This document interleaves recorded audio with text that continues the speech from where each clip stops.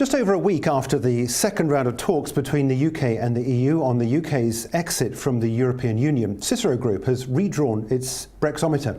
There's been a move in the pendulum from the orange 4 weeks ago into the yellow area currently. The spread on the index across the different colours is, according to the diagram, calibrated to the Rowland scale. Well, who best to talk other than the man himself? John Rowland joins us now from Cicero. John, welcome. Thank you. Jokes aside, I mean, this is an interesting assessment of where the political spectrum now lies on this argument to and fro on Brexit.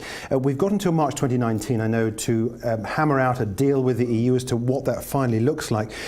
What's your commentary around this most recent release? So I think what's happened is, when I was last here talking about this, I said that the Tories were cleaving to the manifesto to keep unity. But what is emerging now is this kind of new realism that a quick, clean break isn't actually going to be possible. People like Liam Fox are saying, no, we can accept 2 to 3 year transition in order to make this work. And I think that means that what's happening is we're kind of abandoning the spirit, if not the letter of the Conservative manifesto, which is why the centre of gravity on this scale is moving towards a softening.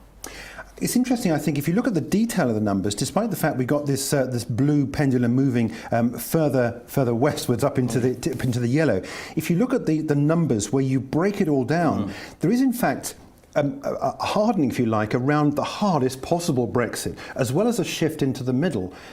So yeah, I suppose really it's worth talking about, if we can, about the hardest element first of all. Why is that becoming more prevalent? I think that is simply a reflection of the fact that there is no clear path for the UK at the moment. There is no settled position for the UK, and there's also considerable political volatility and uncertainty around the leadership of the Conservative Party. I think a second election is unlikely, but that could throw things open as well. So what we're saying is, because there is so much uncertainty and volatility, that I think increases the chances of a no-deal situation. And I think that's gone across the 100%. It's gone from 15 to 20, I think that has, hasn't it? Let's look at the move into the middle then, if we can. The pendulum swings from hard, I think, to firm.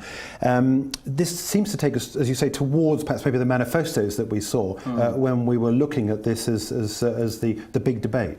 Yeah, absolutely. So, as I said, the Lancaster House position, which was set out in Theresa May's speech, became the manifesto. And what that said was, ultimately, we're going to have a quick, clean and pretty hard Brexit. But now what we're seeing is this discussion around some of the nuances. So is the ECJ red line absolute, or will it be fudged slightly in order to secure a transition? Are there ways that in actual fact the UK will give up some of its sovereignty in order to achieve a better trade deal? And that could be through some kind of EFTA type arbitration court. Now, these are things that I think before the election would have been off the table, but now kind of are going back onto the table again. It's interesting. I mean, talking to your clients about this, because the ECJ is a good example. The jurisdiction of the ECJ and the possibility that they may have some jurisdiction over some EU nationals here in the UK after the Brexit. I mean, that itself would be completely unique, wouldn't it? If we are separated from the EU, as indeed are most nations around the world, the ECJ doesn't have a foot in each individual country just because it's got nationals in that country.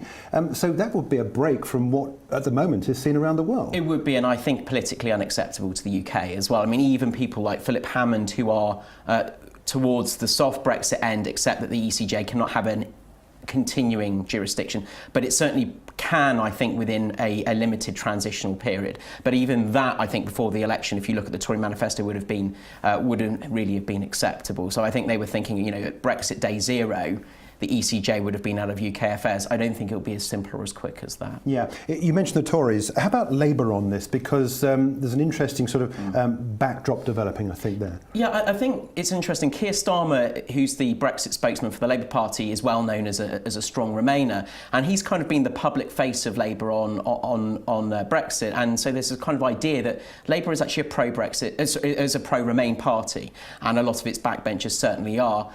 However, the leadership strongly dislikes the EU. Jeremy Corbyn's record over 30 plus years is an arch sceptic of the European Union. He was non-existent during the Remain campaign. John McDonnell is much the same. So what this sets up is a real fight within the Labour Party in the new parliamentary session, just when everybody returns from recess, about what the party's position on Brexit is going to be. And I have a feeling there's going to be some pretty big rebellions on the Labour benches. Yeah, it'll be interesting to see how that develops. You mentioned the fact that we are in the summer recess. Are you going to be reassured reissuing this over the summer, depending on some of the debate that goes on around Brexit? Yeah, absolutely. I mean, a lot of the sort of parliamentary hoo-ha is going to die away because we're in silly season now, but there will be a third round of negotiations going on in August. So there will inevitably be discussions between the UK government and the European 27 on Brexit, even during August. Yeah. So okay, that John, will continue.